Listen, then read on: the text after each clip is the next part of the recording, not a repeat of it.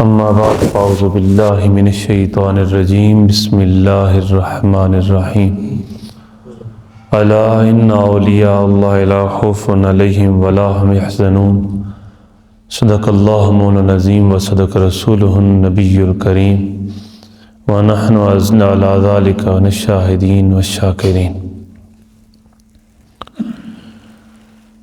دلوں سے غم مٹاتا ہے محمد نام ایسا ہے، دلوں سے غم مٹاتا ہے محمد نام ایسا ہے، بچھڑوں کو جو ملاتا ہے محمد نام ایسا ہے۔ کوئی یعقوب سے پوچھے کہ یوسف مل گئے کیسے، کوئی یعقوب سے پوچھے کہ یوسف مل گئے کیسے، وہ بچھڑوں کو ملاتا ہے محمد نام ایسا ہے، وہ بچھڑوں کو ملاتا ہے محمد نام ایسا ہے۔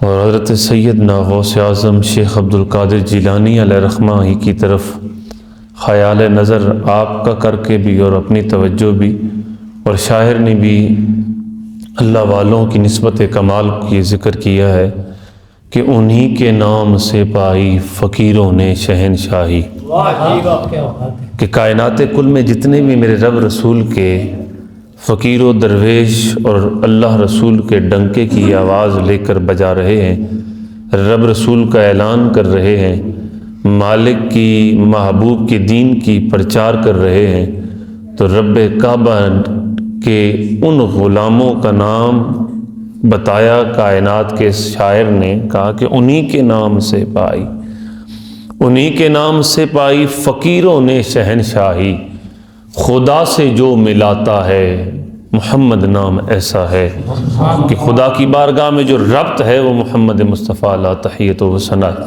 کی ذات گرامی ہے۔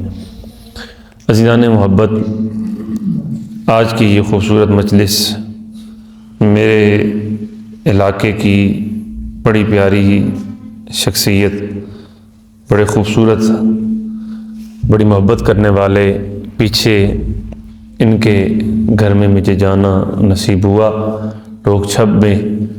میری مراد آپ کے مسجد جاسا کے امام و خطیب ایک عرصہ دراز سے آپ کے پاس خدمات سر انجام دے رہے ہیں، جناب حضرت علامہ مولانا قاری طاہر جمیل صاحب، اور ان کے ساتھ ساتھ جب حضرت علامہ مولانا بشیر القادری صاحب کہ جو ہماری اس اسٹیج کی زینت ہیں، قاری خرم شہزاد صاحب کہ جن کی محبتیں اور شفقتیں ہماری اس آج کی جمعۃ المبارک کی برکات میں شامل پذیر ہیں، دعا گو ہوں رب کعبہ کے حضور سے کہ مالک آج کی ہماری اس جمعۃ المبارک کی مجلس کو میرا چل کر آنا اور دین رسول اللہ صلی اللہ علیہ وسلم کی بات آپ کو سنانا، مالک سب سے پہلے مجھے اور آپ سب کو اس پر عمل کی توفیق عطا فرمائے۔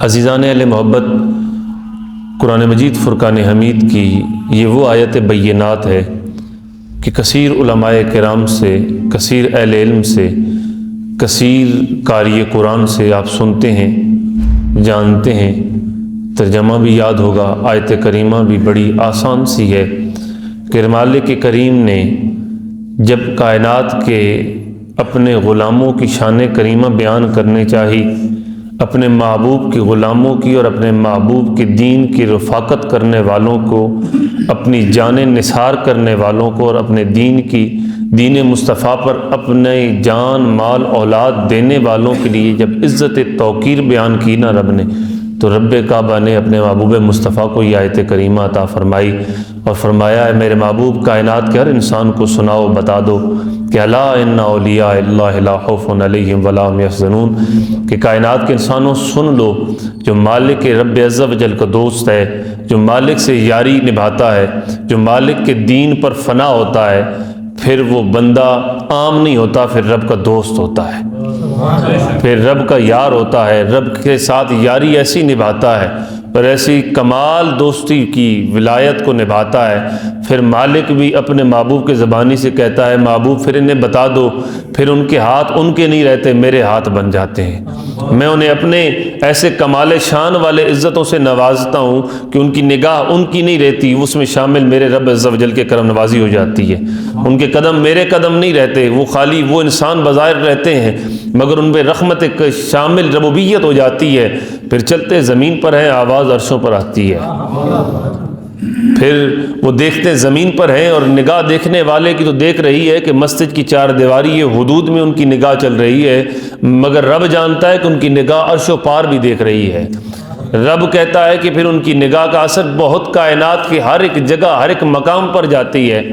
اب دوستو آج مجھ سے پہلے آپ نے بہت سارے علماء کرام سے تذکرہ خیر غوث اعظم سنا ہوگا، آج میری طبیعت تھوڑی الگ ہے اور تقریباً یہ 38-39 دن ہونے والے ہیں، میری طبیعت کا بوجھل بڑھتا جا رہا ہے، اس کی وجہ یہ ہے کہ آج کے حالات جو امت کے ہیں، اگر دبتی نس پر بات نہ کی جائے، جس مرض کو لگی ہو آپ کو اس پہ بات نہ کی جائے، جو تکلیف چل رہی ہو اس کی دوا نہ کی جائے تو مرض بڑھتا جاتا ہے یہاں تک کہ موت اور ہلاکت آ جاتی ہے۔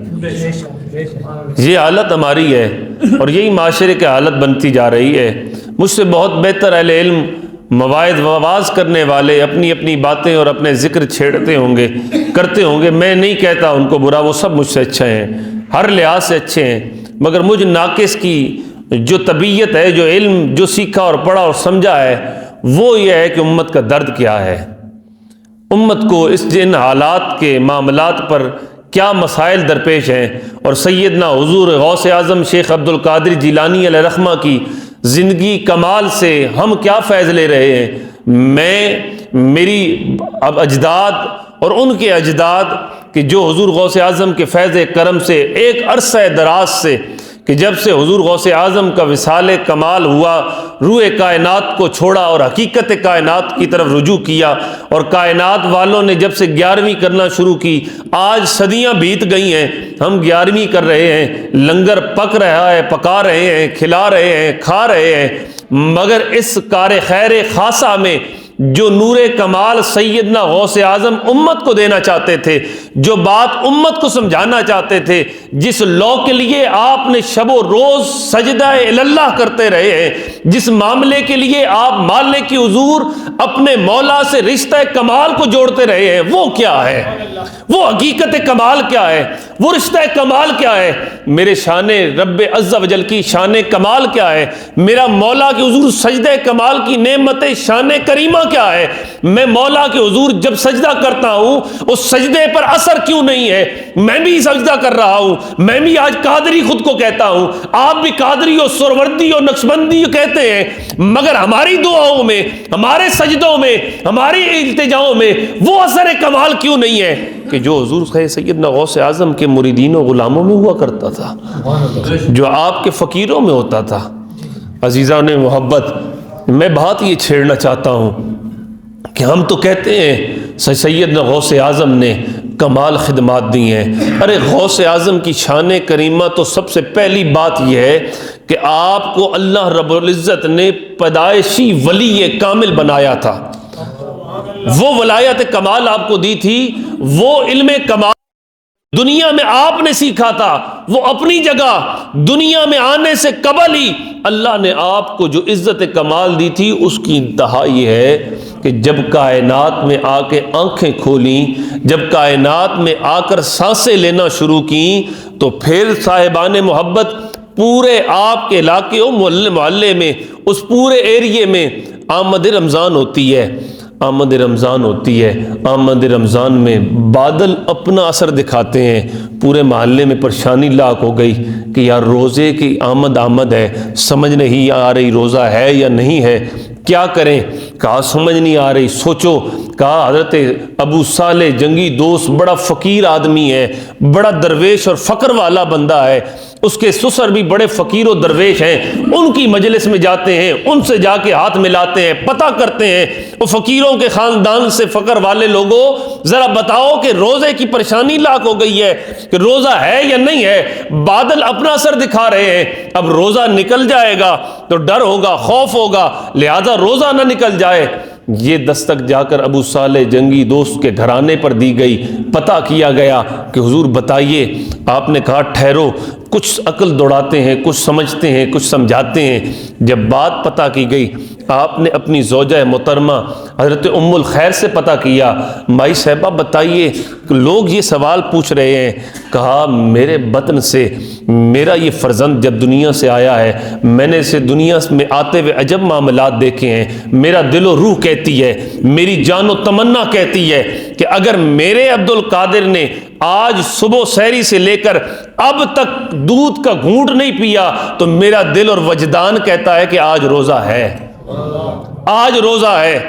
تو آپ حضرت موسیٰ صالح جنگی دوست علیہ رحمہ کہتے ہیں ہم کہہ دیں لوگوں کو، کہاں کہہ دو کہ میرا یہ فرزند جو ابھی پنگھوڑے میں ہے وہ اسے اللہ نے وہ کمال نور دیا ہے، اور جو سجدہ الہ میں مالک کو کرتی رہی ہوں، جو مالک کو میں مناتی رہی ہوں، اور مالک حضور میں رات تہجد میں اٹھ کر میں دعائیں مانگتی رہتی ہوں، انہی دعاؤں کا اثر اللہ نے مجھے عبد القادر کی صورت میں دیا ہے، اور اس کو وہ اثر موجود ہے کہ تم جا کے بے شک بتا دو کہ آج روزہ رکھ لو، روزے کی آمد ہو چکی ہے۔ عزیزان محبت، وہ فرزند کمال ہے شیخ عبد القادر جیلانی۔ اب یہ سجدہ ولا کی ہم بات تو کرتے ہیں، یہ ولایت کمال کی ہم بات تو کرتے ہیں، یہ مناقب کمال کی بات کرتے ہیں، ہم کہتے ہیں کہ غوث اعظم کا یہ کمال تھا، یہ عزت و آبرو تھی، ارے ان کی تھی اس لیے کہ امت اس پر چل پڑے، اس لیے تھی کہ امت اس سے واسطہ حاصل کرے۔ اور آج درد امت کیا ہے؟ آج حضرت سیدنا غوث اعظم کی خالی 11ویں پہ میں آپ ساروں کو اسی طرح کے ہزاروں واقعات یادیں سناتا رہوں کہ حضور غوث اعظم کا یہ کمال ہے، یہ کرامت ہے، یہ کرامت ہے۔ ارے کرامتیں وہ کر گئے، چلے گئے، وہ امت کے لیے کیا چھوڑ گئے؟ وہ امت کے لیے درد چھوڑ کے گئے، امت کو بتا رہے ہیں کہ اے مصطفیٰ کی امت، یہ درد وہ درد ہے کہ جو میں نے اپنے نانا رسول سے سیکھا ہے۔ وہ یا مصطفیٰ کے غلام اے عبد القادر جیلانی، وہ درد کیا ہے؟ آپ فرماتے ہیں وہ درد یہ ہے کہ میں نے زندگی کی ابتدا سے لے کر جب سے سجدہ کرنا سیکھا ہے، اس دن سے لے کے موت کی آخری گھڑی تک میں نے زندگی کے 4 حصے رات کے بنا لیے ہیں، میں نے 4 حصے بنا لیے ہیں۔ رات کے پہلے حصے میں تلاوت قرآن کرتا ہوں، دوسرے حصے میں رب کی حضور نوافل اور ریاضت کرتا ہوں، میں تیسرے حصے میں مالک سے مناجات کرتا ہوں، دعائیں کرتا ہوں، اور چوتھے حصے میں جب وقت سحر آتا ہے، جب وقت سجدہ اور تہجد آتا ہے، جب دعاؤں کی قبولیت کا وقت آتا ہے، تب میں مالک کی حضور رو رو کر دکھیاری امت کے لیے دعا کرتا ہوں، اپنی بے آسرا امت کے لیے دعا کرتا ہوں۔ جو امت بے آسرا ہے، جو تکلیفوں میں، دکھوں میں، مسائل میں الجھی ہے، میں اپنی اس امت مصطفیٰ کے لیے دعائیں کرتا ہوں، اور یہ بات دعاؤں تک اثر نہیں تھا، پھر مصطفیٰ کریم کے اس غلام کمال نے شیخ عبد القادر جیلانی علیہ رحمہ کی نگاہ ولایت کا اثر، جو کمال آپ نے سنا ہو جانا ہے، اس کا ایک کمال دیکھیے۔ 435 ہجری میں بیت المقدس چھن جاتا ہے، 435 ہجری میں بیت المقدس چھن جاتا ہے، سید عمر فاروق حاصل کرتے ہیں، اس کے بعد صلیبی جنگیں چھڑتی ہیں اور بیت المقدس چلا جاتا ہے۔ حضرت شیخ عبد القادر جیلانی علیہ رحمہ کے وہ پیر کمال تھے، وہ ولایت کا شہنشاہ تھا، وہ مرد حق کا وہ درویش کلندر تھا کہ جس کی نگاہ فیض نے روئے زمین پر ساری نظر گھمائی اور دیکھتا رہا کہ بیت المقدس کو آزاد کرنے والا کہاں ہے، کس بطن میں ہے، کس خمیر میں ہے، زمین میں چلتا ہے یا نہیں چلتا۔ یہ نظر کمال لوگوں، آج کی روح زمین پر ہزاروں پیر ہیں، بڑی بڑی گدیوں پر بڑے بڑے علم والے لوگ بیٹھے ہیں، بڑے بڑے صاحب مرتبہ کمال والے ہیں، 57 اسلامی ممالک ہیں، 2.25 ارب مسلمان ہیں، ان پوری دھرتیوں میں ابھی تک کوئی مصطفیٰ کا غلام ابھی تک نہیں اٹھا۔ یہ بات سمجھنے والی ہے۔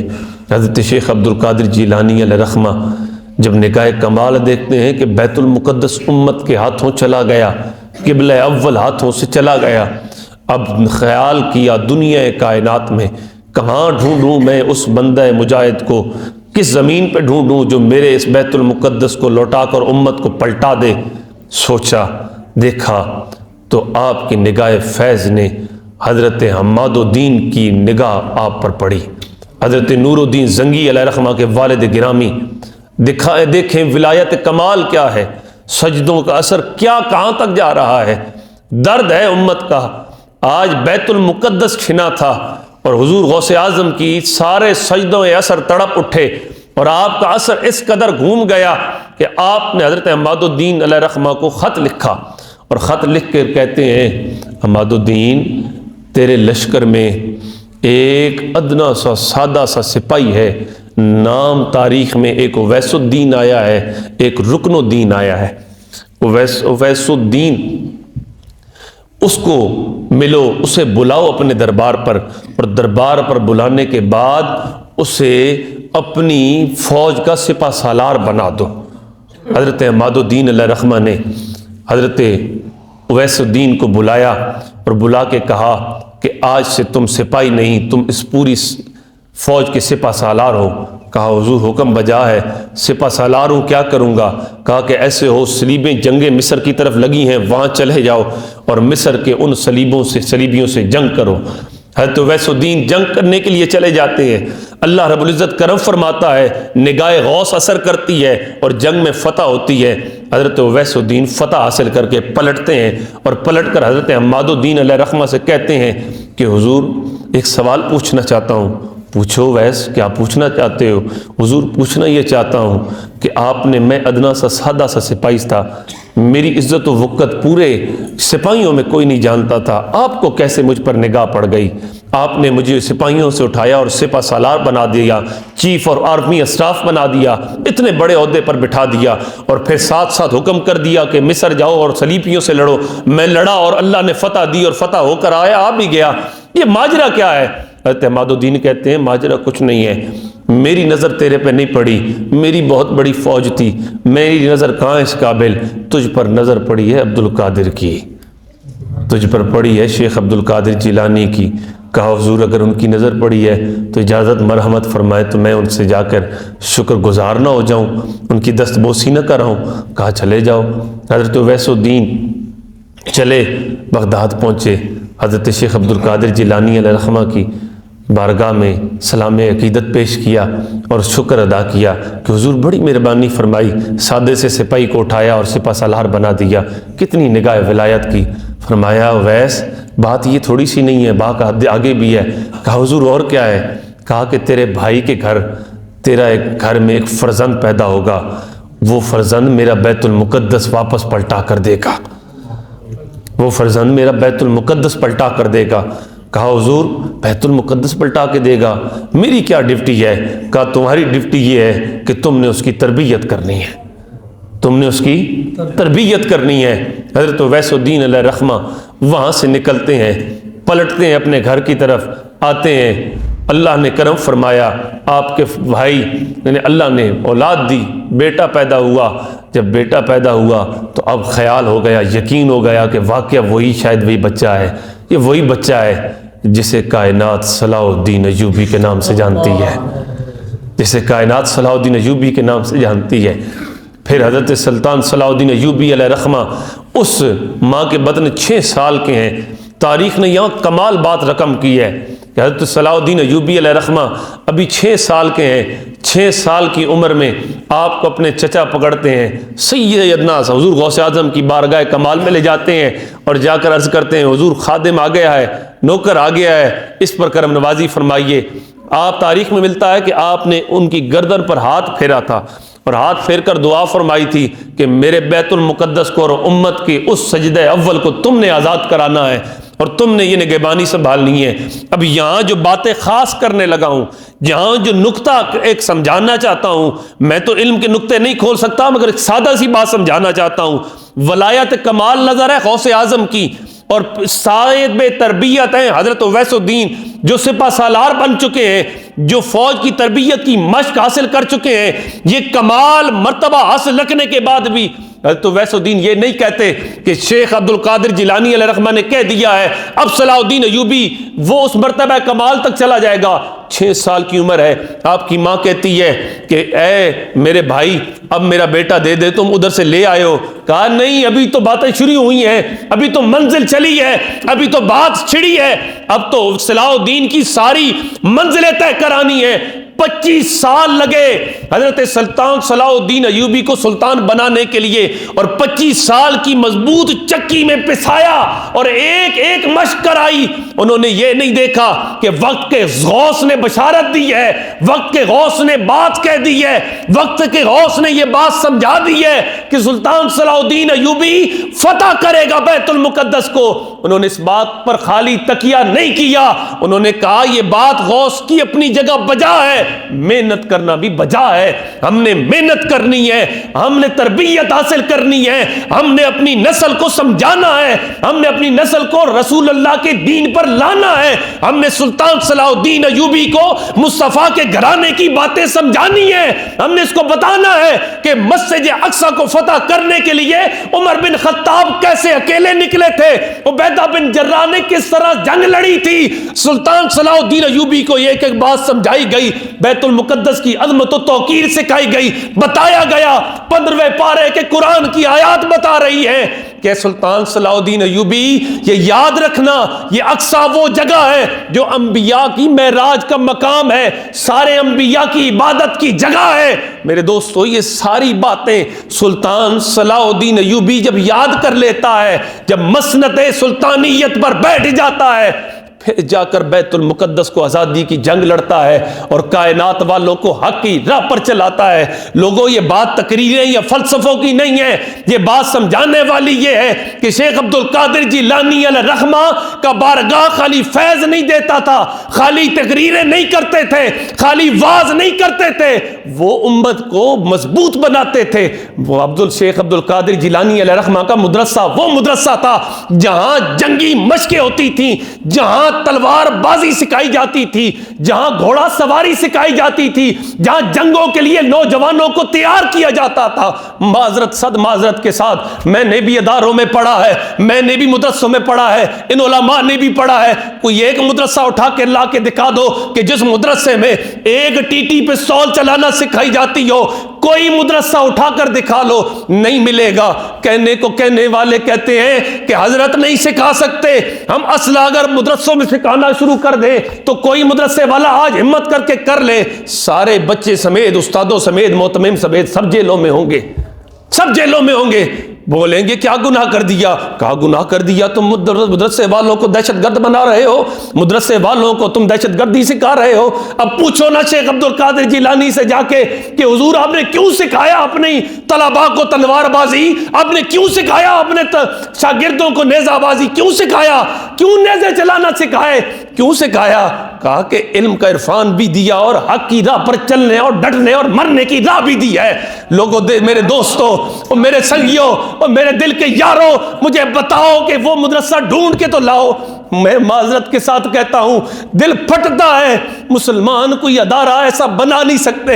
اور عالم یہود کو دیکھو، عالم کفر کو دیکھو کہ یہودیوں کی ایک سوشل میڈیا پاس ہے، اٹھا کر دیکھ لو کہ وہاں پلے کلاس کا بچے سے لے کر میٹرک تک وہاں ایک ایک اسلاح کی تربیت دی جاتی ہے۔ اسکولوں میں کلیشن کوپ کیا ہمارے فوجی جوان نہیں اٹھاتے، ان کو سکھائی جاتی ہے۔ کیوں؟ وہ کافروں کے بچے ہیں، وہ انہیں اجازت ہے، اور امت مصطفیٰ ذبح ہونے کے لیے رہ گئی ہے۔ آج فلسطین کی دھرتی میں کیا نہیں ہو رہا؟ یہاں کیا شیخ عبد القادر جیلانی علیہ الرحمہ کی روح نہیں تڑپ رہی ہوگی؟ مجھے بتاؤ کیا ان کا جسم کمال نہیں تڑپ رہا ہوگا؟ وہ دیکھ رہے نہیں ہوں گے کہ دنیا کمال میں کتنے کے مسلمان بیٹھے ہیں اور کتنے کے مر رہے ہیں؟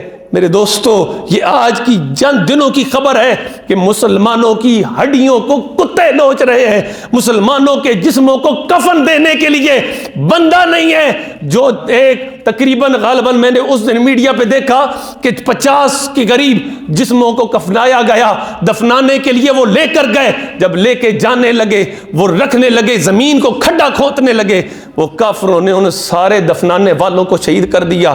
پوری رات جسم پڑے رہے میرے کلمہ گو ان مسلمانوں کے، اور کتے نوچتے رہے۔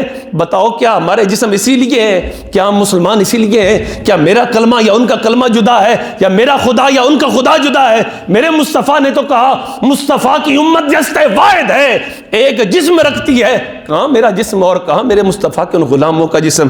کشمیر پس گیا، شام پس گیا، برما پس گیا، لیبیا پس گیا، عراق پس گیا، امت چپ ہے۔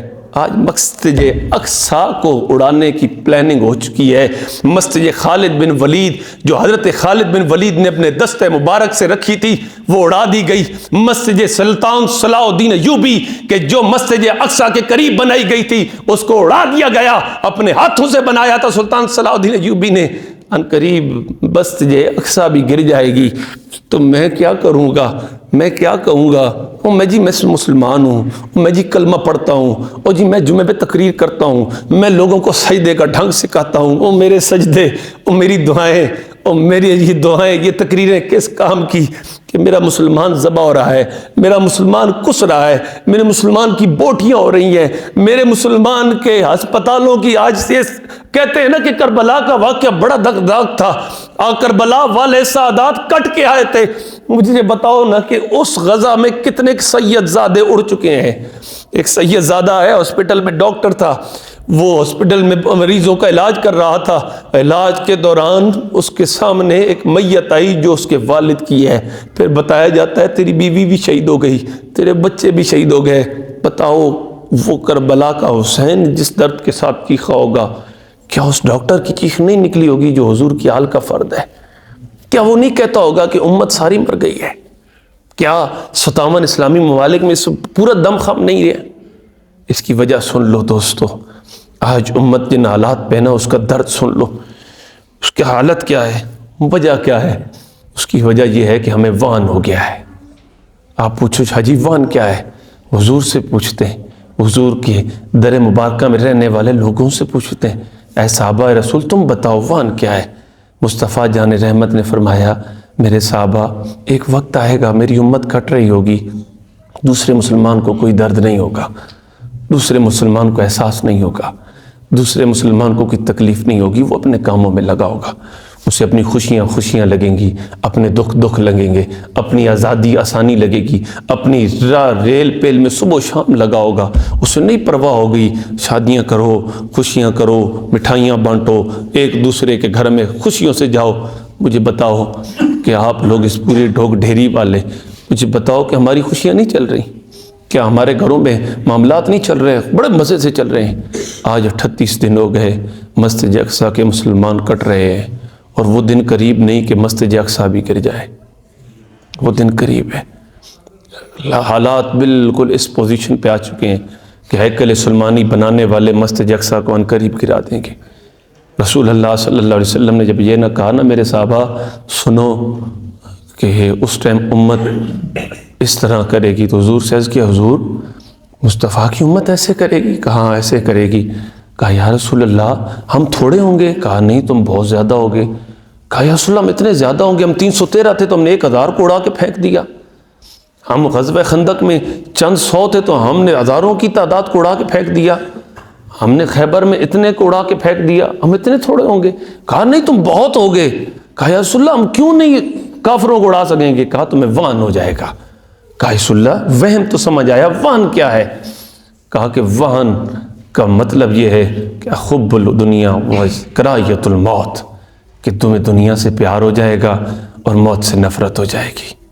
آج مجھ سمیت ہم سب حالت یہی ہے کہ ہمیں دنیا بڑی پیاری لگتی ہے اور موت سے بڑی نفرت ہے۔ ہم موت کا نام سنتے ہوئے ڈرتے ہیں، ہم قبر پہ جاتے ہوئے ڈرتے ہیں۔ اور یاد رکھو، یہ بات سوچو کہ آج اس وقت موجودہ ان دنوں میں ابھی میں نے کل پرسوں میڈیا دیکھا نہ جانے 50-60 بچوں کے قریب ان کی مائیں شہید ہو چکی ہیں، بچے بلک بلک کر چیخ رہے ہیں، بچوں کو دودھ پلانے والا کوئی نہیں ہے۔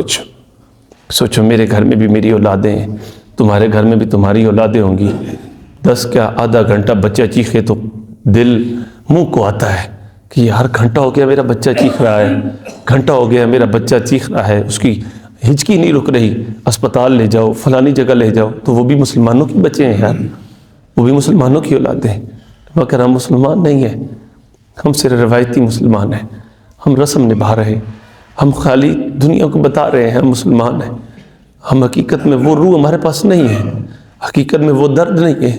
مصطفیٰ کی امت تو ایسی نہیں ہے، حضور کی غلام ایسے نہیں ہے کہ جو اگر روح زمین حضور نے سیدنا غوث اعظم نے ساری زندگی امت کے لیے رو کے مانگا۔ سلطان صلاح الدین ایوبی کی 25 سال تربیت ہوئی، اور 25 سال کے بعد جب مسجد اقصیٰ کو واپس لیا تو حضور غوث اعظم کے اس کمال غلام نے سلطان نور الدین زنگی علیہ رحمہ نے ایک منبر بنوایا تھا، اور جب مسجد نبوی میں اذانیں گئیں، تاریخ کی کتب لکھتی ہیں اور اس میں لکھا ہے کہ جب غوث اعظم کے اس غلام نے اذانیں دلائیں، مسجد اقصیٰ میں اذانیں دینے لگی تو لوگوں کی روحیں نکل گئیں، اس قدر ہچکیوں کے ساتھ روئے۔ اذان سلطان صلاح الدین ایوبی دلائے تو روحیں نکل جائیں۔ آج امت کی یہ اولادیں مر مر کر بلک بلک کر مر جائیں، اور امت مزے سے اپنی زندگی گزار رہی ہے، مزہ ہے، سکون ہے، ٹھیک ہے۔ عزیزان محبت، یہ سادی سی باتیں تھیں، یہ حضور غوث اعظم کی زندگی خیر کا وہ پہلو ہے کہ جو آپ نے امت کو دیا ہے۔ میں معذرت کے ساتھ بہت ساری مجلسوں میں جاتا ہوں، 11ویں کرنی چاہیے، کرتے ہیں الحمدللہ، سادات کے گھر سے ہیں، لنگر پکاتے ہیں، لوگوں کو کھلاتے ہیں، مگر درد نہیں ہے، امت میں درد نہیں ہے، ہمارے اندر وہ درد نہیں ہے۔ ہم امت کو یکجا کرنے کا نہیں سوچتے۔ آج کافر ہمیں اتنے ٹکڑوں میں، یہ غالباً آج سے کوئی مہینہ پہلے ISNE امریکن انٹیلیجنس ایک بہت بڑی تحقیقی ادارہ ہے، اس نے ایک رپورٹ پیش کی ہے۔ اس نے کہا کہ پوری دنیا کے مسلمانوں کے اندر 4 جو ہے شعبے بنے ہوئے ہیں مسلمانوں کے اندر، ان چاروں میں سب سے زیادہ ایکسٹریمزم ہے، جو ایک دوسرے سے لڑتا رہتا ہے۔ انہیں لڑائی رکھو، ایک دوسرے سے لڑائی رکھو، جب تک یہ دوسرے سے لڑتے رہیں گے ہمیں کوئی مسئلہ نہیں ہے، اور ہم ایک دوسرے سے لڑ رہے ہیں۔ مجھے بتاؤ، کاروباری زندگی سے تھوڑا بہت میرا بھی تعلق ہے، آپ بھی کچھ کاروباری لوگ ہوں گے، آپ دکان میں خریدنے چیز جاتے ہیں تو آپ کبھی کہتے ہیں کہ یہ دیوبندی کی دکان ہے میں چیز نہیں لیتا، کبھی کہتے ہیں یہ شیعہ کی دکان ہے میں چیز نہیں لیتا۔ 10 روپے صرف ڈسکاؤنٹ ملے تو نہیں سوچتے کہ یار یہاں 10 روپے کم مل رہے ہیں، نہیں لو نا، وہاں تو ساری بات ایک ہو جاتی ہے، اور امت کو یکجا کرتے ہوئے ایک نہیں ہوتی۔ اپنے معاملات کو، ٹھیک ہے اہل سنت والجماعت ہمارا مسلک ہے، اور الحمدللہ ڈنکے کی چوٹ پہ کہتے ہیں کہ الحمدللہ اہل حق کا ہے، سبحان الحمدللہ ثم الحمدللہ وکفا باللہ والشکر للہ، کروڑوں شکر ہے مالک کا، مگر جو ہیں وہ ہیں، ان کو اب کون دبا سکتا ہے؟ مگر اس کا مطلب یہ تو نہیں، تو ہم اسی بات پر تاریخ اٹھا کر دیکھو، تاریخ پڑھو تھوڑا، تاریخ کو ہم نے کبھی چھیڑا نہیں نا، پڑھا نہیں نا، تاریخ اٹھا کر دیکھو کہ جب خلافت عثمانیہ قائم ہوئی تھی تب سے لے کے آخری دن تک 600-650 سال تاریخ رہی ہے، اتنا ٹائم رہا۔ اور حرم کعبہ، بیت اللہ شریف، یہاں ہم ایک مسجد میں پھڈے کرتے ہیں، بیت اللہ شریف میں 4 مصلے تھے، حنبلی تھا، شافعی تھا، مالکی تھا، حنفی تھا، 4 مسلک ہیں، علماء بیٹھے ہیں اگر میں غلط بولوں تو، 4 مسلک ہیں، حنفی، شافعی، مالکی، حنبلی، 4 مسلک ہیں۔ اور جو درس نظامی میں کتب میں کنز الدقائق ہماری کتاب درس نظامی پڑھائی جاتی ہے، امام شافعی کے اور امام حنبل کے اور امام اعظم ابو حنیفہ کے جو تکرار ہمارے ہوتے ہیں نا، جو آپس میں مباحثہ ہوتا ہے، جو فقہی آپس میں معاملات ہوتے ہیں، اگر وہ آپ پڑھیں تو آپ حیران ہو جائیں گے۔ ایک دوسرے کے ساتھ فقہی اتنا اختلاف ہے، اتنا ایک دوسرے سے سخت اختلاف رکھتے ہیں۔ امام شافعی علیہ رحمہ جب امام اعظم ابو حنیفہ شہید وصال ہو گیا آپ کا، تو امام محمد علیہ رحمہ کے پاس تشریف لائے تھے۔ امام محمد علیہ رحمہ کے پاس جب آئے تو وہاں امام ابو یوسف کے طلباء سے آپ کو تھوڑا تکرار ہوا، تو امام ابو محمد نے کہا کہ شافعی تمہارا ذہن ذرا اور ہے، تم دوسری طرف چلے جاؤ۔ امام شافعی چلے جاتے ہیں، اور امام اعظم ابو حنیفہ کے ایک دفعہ مزار پر حاضری ہوتی ہے۔ علمی کنز الدقائق آج بھی مسئلہ کے دوبان میں پڑھائی جاتی ہے، اہل سنت میں بھی پڑھائی جاتی ہے، شاید دوسرے مسائل کے اہل حدیث میں پڑھائی جاتی ہے۔ تو کنز الدقائق کی کتاب کے اندر دیکھ لیں، اور ادھر تکرار اور ایک دوسرے سے مباحثہ دیکھ لیں، پوری رات بیٹھ کر مسائل کے پر بحث کرتے، اور ایک دوسرے سے محبت کی لو دیکھیں کہ امام شافعی، امام اعظم ابو حنیفہ کی قبر انور پر آ رہے ہیں، ساری زندگی رفع یدین کرتے ہیں امام شافعی، ساری زندگی، اور امام اعظم ابو حنیفہ کے آ کے مزار پر رفع یدین نہیں کرتے۔ آپ کے خلفاء، آپ کے طلباء، آپ کے خادمین پوچھتے ہیں حضور رفع یدین نہیں کیا؟ کہا مجھے حیا آتی ہے امام اعظم کے علم سے، مجھے حیا آتی ہے۔ بتانے کا مقصود یہ ہے کہ علم اپنی جگہ، فقہ کی تحقیق اپنی جگہ، علماء کی حجت اپنی جگہ۔ اس ٹائم سوشل میڈیا اٹھاؤ تو ہر بندہ اپنے تکرار، اپنے علمی آبھاس سوشل میڈیا میں لے کے بیٹھا ہے، اور عوام کو اندر انتشار پھیل چکا ہے۔ کوئی رافضیت کے رٹے لگا رہا ہے، کوئی کسی کے رٹے لگا رہا ہے۔ بتانا مقصود یہ ہے کہ علماء کو بولو حضرت آپ کا اپنا مسئلہ ہے، 4 کمرے میں بیٹھ جائیں، 10 بیٹھ جائیں، علماء بیٹھیں، عوام کو نہ الجھائیں۔ عوام الجھ کے رہ گئی ہے، عوام کو کیا پتا کہ یہ باریک مسئلے کیا ہیں، یہ باریک نقطے چینی نقطے کیا ہیں۔ عوام نے تو جو مشکل سے بیچارے روزگار کی گتھی سے نہیں نکلتے، روزگار کے مشکل سے نہیں نکلتے، انہیں شام کو یہ سر درد ہوتا ہے کہ اولاد کے لیے کما کے لے کے جائیں، انہیں آپ کن کن پٹیوں میں پڑھاتے ہیں، وہ الجھ کے رہ جاتے ہیں کہ یار ان علماء صاحب کی بات صحیح ہے یا ان علماء صاحب کی بات صحیح ہے۔ جو بندہ اپنی نماز کے سجدوں کو درست نہیں کر سکتا، وہ بیٹھا اعلیٰ حضرت علیہ رحمہ، وہ بیٹھا امام اعظم ابو حنیفہ کے مرتبہ کمال کو، حضرت علی جویری علیہ رحمہ کے کمال کو، حضور غوث اعظم کے علم کمال کو چھیڑ رہا ہے، جس کے اپنے سجدوں کے معاملات درست نہیں ہیں۔ کیونکہ ہم لوگوں نے ان چیزوں کو پبلک میں لے آئے ہیں۔ کچھ بات خاصوں کی ہوتی ہیں، کچھ عاموں کی ہوتی ہیں۔ آج بھی درس حدیث کے اندر، جب دور حدیث کے اندر طلباء کرتے ہیں نا، کتنی حدیثیں ہم نے پڑھی، استاد اسی وقت پڑھاتے ہوئے کہتے ہیں بیٹا یہ حدیث پبلک میں نہیں بیان کرنی، پڑھاتے ہوئے کہتے، ہم کہتے ہیں جی بھائی ادھر سے پڑھائی حدیث، ادھر سے کہتے ہیں پبلک میں بیان نہیں کرنی، وجہ؟ کہا بیٹا پبلک کا ذہن نہیں ہے اس کا۔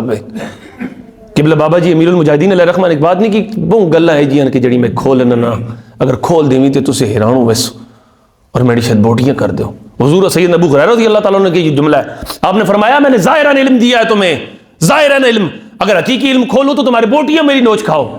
حقیقت کی باتیں الگ ہیں، اور خاصوں کی باتیں خاصوں کے آگے کی جاتی ہیں، عاموں کے آگے نہیں رکھی جاتی۔ بتانے کا مقصود یہ ہے کہ اگر بات علمیت کی ہے تو بٹھاؤ علماء کو، بھائی آپ اپنے کمرے میں بیٹھے، امت کو نہ تفرق کر ڈالیں۔ ہم لوگوں نے اپنی مسجد، اپنی خانقاہ، اپنا مصلی، اپنا شیخ الحدیث، کیوں؟ اور دین ان لوگوں کے لیے تھا۔ میرا بھی آل رسول سے تعلق ہے، میرا بھی خانقاہ کے ساتھ تعلق ہے۔ بتانا مقصود یہ ہے امت کو کون جوڑے گا؟ امت کیا کلمہ لا الہ الا اللہ محمد رسول اللہ پڑھنے والے الگ الگ ہیں؟ ارے جس کا جو نظریہ اپنے پاس رکھے، امت جو کٹ رہی ہے اس کے دفاع کون کرے گا؟ امت جو مر رہی ہے اس کا دفاع کون کرے گا؟ کیا ہم لوگ، اب مجھے بتاؤ یہ درد کون رکھے گا؟ اب جب اسرائیلی جنگ لڑ رہے ہیں، اب کہتے ہیں نا کہ دنیا میں سب سے غلیظ ترین اگر کوئی 2 مذہب ہے، ایک یہودی ہے، دوسرا قادیانی ہے، غلیظ ترین مذہب ہے، اور آج قادیانی 6000 سپاہی اسرائیل بھیجے ہیں حماس کے مقابلے میں لڑنے کے لیے، اور ہمیں پتہ ہی نہیں ہے، یہودیوں کے بارے میں پتہ ہی نہیں ہے۔ میں نے الحمدللہ اپنی مسجد میں آج 37-38 دن ہو گئے یہودیوں پہ ہی بات کر رہا ہوں، یہودیوں کی۔ ہم تو تاریخ اٹھاؤ یہودیوں کی۔ علامہ اقبال نے عرصہ دراز ایک بات کہی تھی، عرصہ دراز۔ علامہ اقبال علیہ رحمہ کہتا ہے کہ میں اپنے گھر سے باہر نکلا، انگلستان میں پڑھنے گیا تھا، باہر نکلا تو دیکھا ہے کہ ایک لائٹ کے نیچے ایک بچہ چھوٹا سا بیٹھا ہے، تو میں نے دیکھا کہ یار رات اندھیری ہے، اتنی لائٹ ایک ہی لگی ہوئی ہے، یہ بچہ کیا پڑھ رہا ہے؟ میں نے پوچھا بیٹا کون ہو؟ تو اس نے بڑا ہی کمال بات کہی، اس نے کہا کہ میں چھوٹی سی قوم کا چھوٹا سا فرد ہوں، اگر نہیں پڑھوں گا تو مٹا دیا جاؤں گا۔ اس کے بڑوں نے اس کے ذہن میں ڈالا کہ پڑھنا ہے، ہماری نسلیں نہیں پڑھتی۔ وہ بچہ کون تھا؟ علامہ اقبال کہتا ہے یہودیوں کا بچہ تھا۔ آج میری اور آپ کی دنیا کائنات میں ساری اکانومی میں یہودی بیٹھا ہے۔ آپ دیکھ لیں، آپ کے گھر کے استعمال کی چیز سے لے کر اوپر تک آپ جو چیز اٹھا کے دیکھ لیں کافروں کی ہے، ساری اکانومی میں وہ بیٹھے ہیں، مگر ہم بیٹھے بس ٹھیک ہے جی۔ ممبر یہ خالی اس لیے نہیں، کیا رسول اللہ صلی اللہ علیہ وسلم نے مسجد میں بیٹھ کر جنگوں کی ترتیب نہیں دی؟ کیا رسول اللہ صلی اللہ علیہ وسلم کی صحابہ نے تجارت نہیں کی؟ کیا امام اعظم ابو حنیفہ کپڑے کا کاروبار نہیں کرتے تھے؟ امام مالک کاروبار نہیں کرتے تھے؟ سارے علماء کاروبار کرتے تھے۔ مگر آج کیا کرے جی، امام صاحب کا کام ہے مسجد میں خالی اذان دینا اور تکبیر کہنا اور جماعت کرانا اور جمعہ پڑھانا، بس ٹھیک ہے جی۔ ایسے نہیں ہوتا عزیزان دل، بہت ساری ایسی باتیں ہیں چھیڑنے کو دل کرتا ہے، مگر وقت اپنے اندر گنجائش نہیں رکھتا۔ بس درد امت یہی تھا، آپ سے گزارش یہی تھی۔ اللہ نے توفیق دی، قبلہ علامہ طاہر جمیل صاحب نے حکم فرمایا، میں بندہ ناچیز آپ کے سامنے آ گیا، دعا کرو اللہ ہم امت مصطفیٰ کو اتحاد عطا فرمائے۔ دل کی گہرائیوں کے ساتھ دعا کرو، جب چوٹ پہنچتی ہے نا دل پہ تو پھر انسان کو اثر ہوتا ہے. ہمارے دل مردہ ہو گئے ہیں، سچی بات ہے. ہم نے کبھی سجدوں میں اندر اللہ رب العزت کی بارگاہ کو نہ تڑپ کر یاد نہیں کیا. آج امت کی جو حالت ہو رہی ہے. اور مسجد اقصیٰ یاد رکھو، رسول اللہ علیہ وسلم سے سیدنا ابو ہریرہ رضی اللہ تعالیٰ عنہ نے پوچھا کہ یا رسول اللہ کائنات میں سب سے پہلی مسجد کون سی؟ کہا مسجد حرم بیت اللہ. فرمایا اس کے بعد 40,000 سال کے بعد مسجد اقصیٰ بنی ہے. مسجد اقصیٰ جانتے ہیں آخری بات، مسجد اقصیٰ وہ ہے جہاں سے حضور معراج پر گئے. مسجد اقصیٰ وہ ہے جس میں 1,24,000 کم و پیش انبیاء علیہ الصلوۃ والسلام نے سجدہ کیا ہے، امامت حضور نے کرائی ہے. مسجد اقصیٰ وہ ہے. مسجد اقصیٰ وہ ہے کہ جہاں رسول اللہ صلی اللہ علیہ وسلم کی بارگاہ ناز کرامہ کا وہاں ایک مسجد اقصیٰ ہے، دوسری گنبد صخرہ ہے، وہ پیلی رنگ کی گنبد جو ہے، اس کے نیچے ایک غار ہے. اس غار کے اندر آقا علیہ الصلوۃ والسلام وہاں سے معراج کے سفر تشریف لے گئے تھے. یہاں ایک بات کرتا چلوں جو میرے ذہن میں آئی، جو میں لوگوں سے کرتا ہوں، وہ یہ ہے کہ اس وقت رب کعبہ کو معلوم، مالک جانتا ہے، مالک کو اس ٹائم حرم کعبہ سے بھی حضور کو معراج کرا سکتا تھا. یہ آیت کریمہ میں حرم کعبہ کا بھی ذکر آ سکتا تھا. رب نے مکے سے اٹھایا اور مسجد اقصیٰ تک پہنچایا، وہاں امامت کرائی اور پھر کہا سبحان الذی اسریٰ بعبدہ لیلا من المسجد الحرام الی المسجد الاقصیٰ. کہ مسجد اقصیٰ سے رب نے اپنے عروج کمال اپنے محبوب کو عطا فرمایا. رب نے بتانا یہ کائنات والوں کو چاہیا کہ دیکھ لو کہ یہ مسجد اقصیٰ وہ ہے جس کی حفاظت امت نے کرنی ہے، اور بیت اللہ رب نے اپنے ذمہ لیا ہے. آج امت اس بات پہ بیٹھی ہے کہ کوئی اٹھے گا، کون اٹھے گا؟ کوئی نہیں اٹھتا. جب تک درد دل والے نہیں اٹھتے تو کوئی امت میں نہیں اٹھتا. دعا کرو اللہ امت میں درد دل رکھنے والے پیدا فرمائے، حضور کی امت سے دفاع کرنے والے پیدا فرمائے. ہماری نسلوں میں ایسی اولادیں، ایسے نوجوان، ایسے بچے اٹھیں کہ جو دین سے سچا سچا کی پیار کریں، جو حضور سے وفا کرنے کی حد تک جان بھی قربان کرنے والے بن جائیں. وآخر دعوانا الحمدللہ رب العالمین.